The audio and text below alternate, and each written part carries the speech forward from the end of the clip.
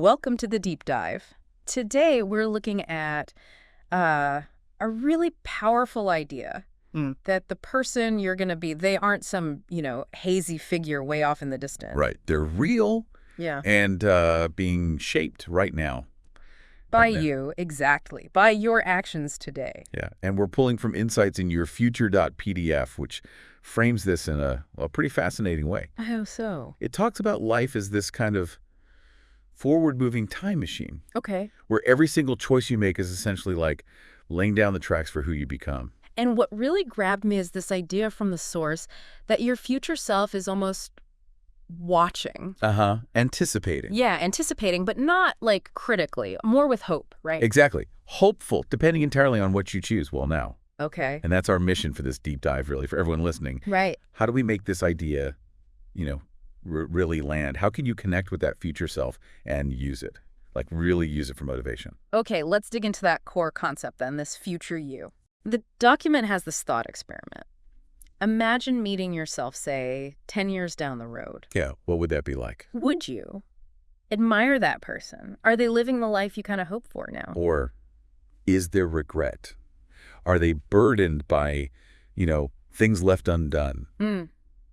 Heavy stuff. It is. But the material isn't really about judgment, I think. Okay. It's more about the potential. The potential for that future, you to look back and be genuinely grateful for what you're doing right now. So turning potential regret into potential gratitude. That's a great way to put it. It's all about what you do and maybe even more about what you don't do today. That's what builds them. So how do we actually harness this? How does this future self idea become like fuel for today? Well, the source talks about time travel for motivation. Intriguing phrase. What's behind that? It reframes how we see our daily choices, doesn't it? Yeah. It's less about just getting through the day and more like you're actively sending messages forward to yourself. Okay, sending messages. Like what kind? Like each decision is a vote for the kind of person you're becoming. Ah, I like that. A vote. Yeah. And the examples are really practical. You want to be healthier, that future healthy you. Well, that reality starts with moving your body today, not just, planning a workout for next week sometime. Right, not just putting it on the calendar.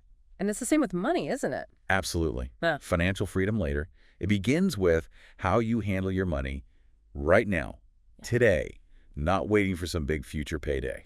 And this really highlights the danger zone, doesn't it? Procrastination. Oh, definitely. It's so easy to think, oh, I've got plenty of time.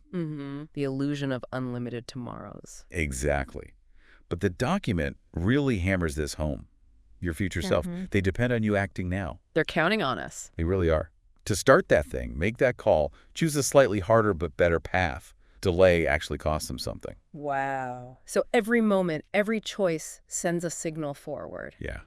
And the simple, powerful question the source poses is, what signal are you sending? Okay, that really makes you stop and think. It does. Yeah. And to make this less, abstract theory and more practical, Yeah. the material suggests this daily alignment check. A daily check. Okay, how does that work? What are the steps? It starts with a really direct question each morning. Simple, but potent. What is it? What's one thing my future self would genuinely thank me for doing today?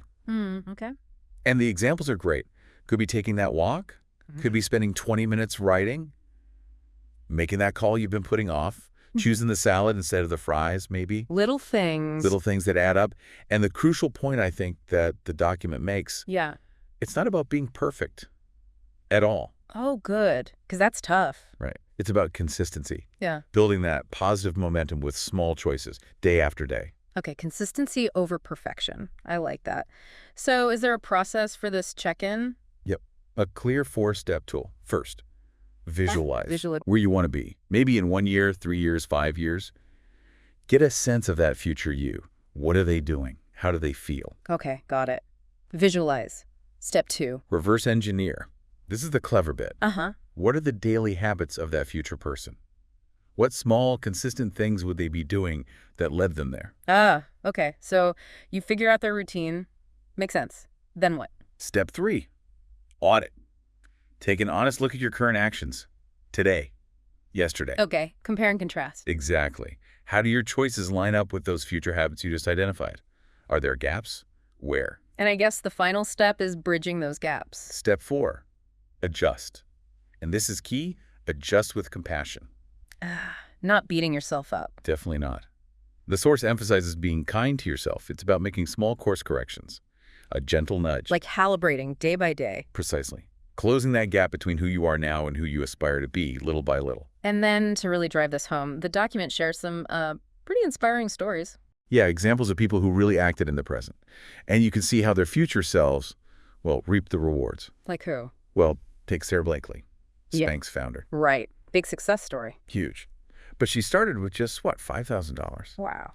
And this idea people called crazy. But she acted. She made cold calls, didn't have the fancy degree or investors lined up. She just went for it. Her future self must be pretty thankful for that hustle. You'd think so, right? And then there's Dwayne "The Rock" Johnson. Yeah, I mentioned him earlier. The $7 story. Facing serious hardship. Mm-hmm.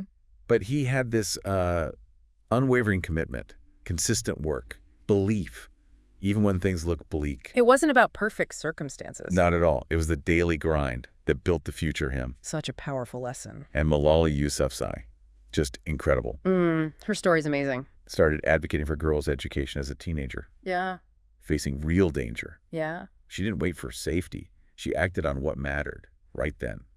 And her future self, her ongoing legacy, it's immense, built on that present-day courage. What strikes me about all these examples and what the document points out, none of them started with certainty. They didn't have all the answers. No guarantees at all. They just started with courage, a willingness to act. Exactly. Courage, not certainty, which really makes you pause and think, what could I start today, even if it feels a bit scary? That's the question, isn't it? And to help make that connection even stronger, the document suggests an exercise. Yes, the letter. Writing a letter from your future self.